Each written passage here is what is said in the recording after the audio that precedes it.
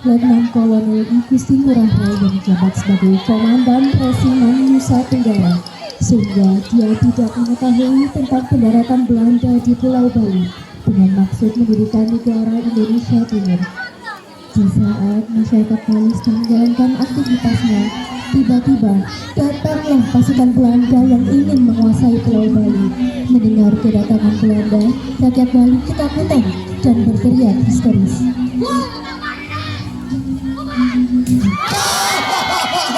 Mulai hari ini, pulau ini akan menjadi milik kita. Jangan kalian semua akan tunduk padaku. Kembali ke markas.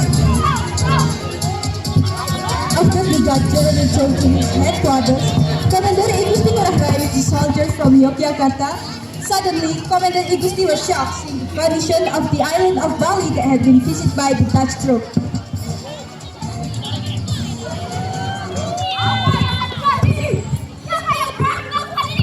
Ini pasti ulah Belanda, Lares. Mereka datang dengan membawa banyak pasukan.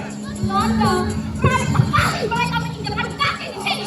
Lihat Karai, itu pasti bendera Belanda. Belanda kurang ajar. Mereka berdiri di sini untuk menjajah kita. Balik batas. I Gusti Ngurah Rai turned to his soldiers. His gaze was full of determination. He knew this fight was not just for Bali, but for the independence of his beloved homeland. Sesampainya Komandan I Gusti Ngurah Rai dan pasukannya sampai ke markas, Komandan I Gusti Ngurah Rai membicarakan penyebab datangnya pasukan Belanda ke Pulau Bali karena disebabkan oleh isi dari perjanjian Linggarjati yang mengharuskan Belanda meninggalkan daerah secara de facto.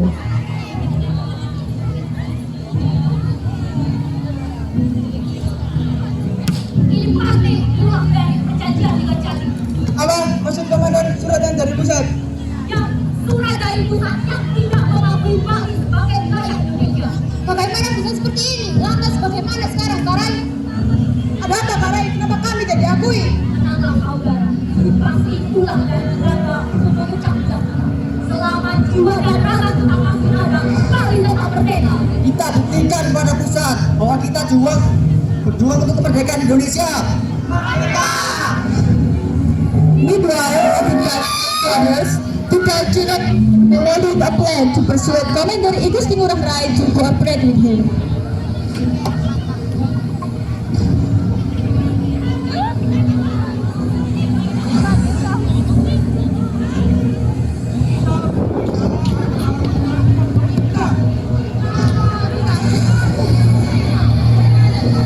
Satu kita.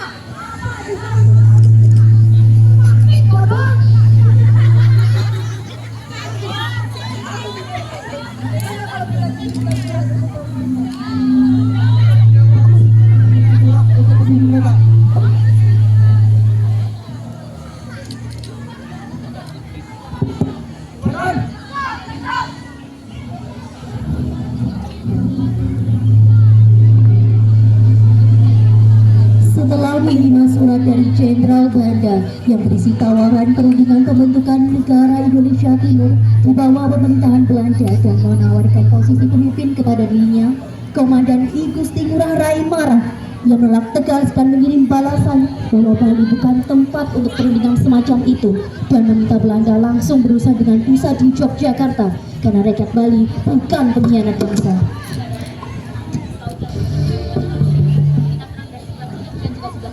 Jangan sampai ketahuan.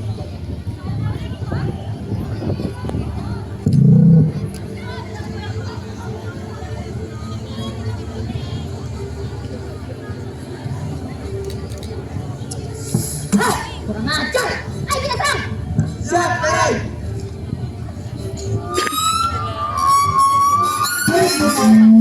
Gusti Ngurah Rai and his troops achieved Wanara success in gaining victory in the Nija fort in Tabanan. When they entered the Dutch headquarters in Tabanan,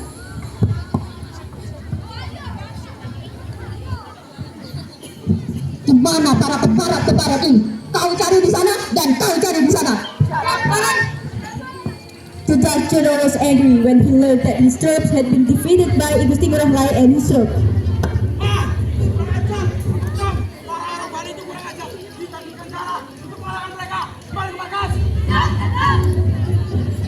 He Before Igustin made the long march to Mount Agung, the eastern tip of Bali Island, at home, Igustin Ngurah Rai spoke to his wife.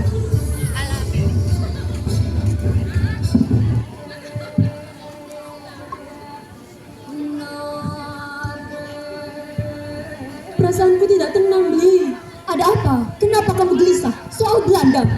Apa yakin pasukan akan menang? Beli yakin 100% Bali akan menang. Tapi ingatlah, Beli, tugasmu bukan hanya sebagai komandan, tetapi juga kepala di... Buat apa deh? Kita hidup dalam keadaan terjajah. Sudahlah deh, anggap saja Beli ini sudah meninggal dan jangan harapkan Beli ini kembali lagi. Pergilah, demi bangsa ini, aku rela. Ya Tuhan, selamatkanlah suamiku.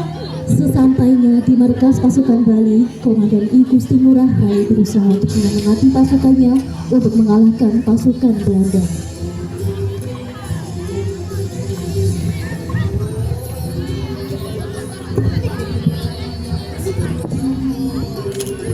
Hari ini kita harus membasmi penjajah.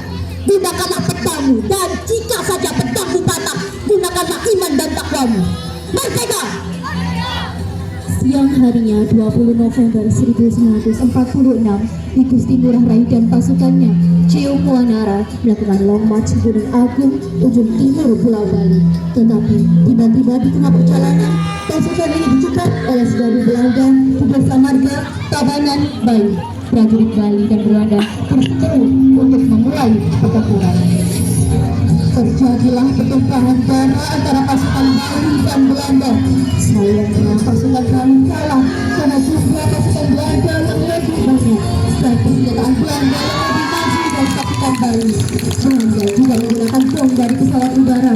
Komandan I Gusti Ngurah Rai akhirnya meninggal di tangan Jenderal Belanda dengan 3 kali tembakan pistol.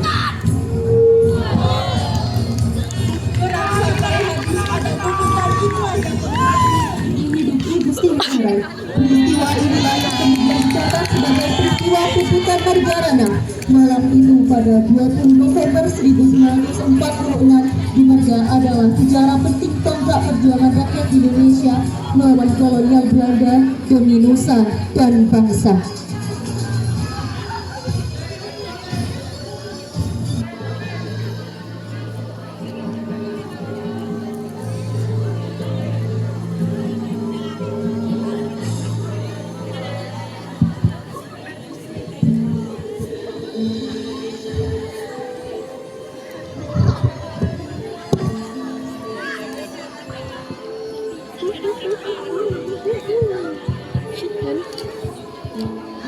Menjajah dengan sukacita, berlaku akan tuan rumah. Kejamu mereka dan hujanan senjata. Bukti kekuatan Sancium Wanara. Nenten wenten salah marah makete dilawan. Teriniwah betang rintangan pasukan. Senarjanipun ngolok gamat api. Ini yang cuma marang keyakinan wanyali. Kukorbankan cintaku dan keluargaku. Kuninggalkan mereka untuk negeriku. Hingga habisan nafas terakhirku, tak akan ada relamu atas jejakmu di tanah air.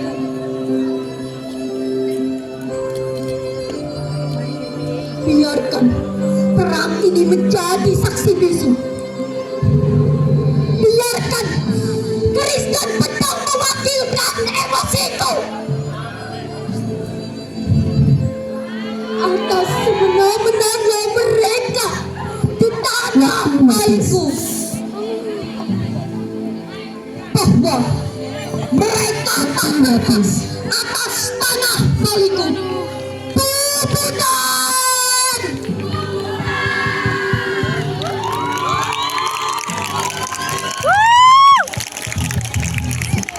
4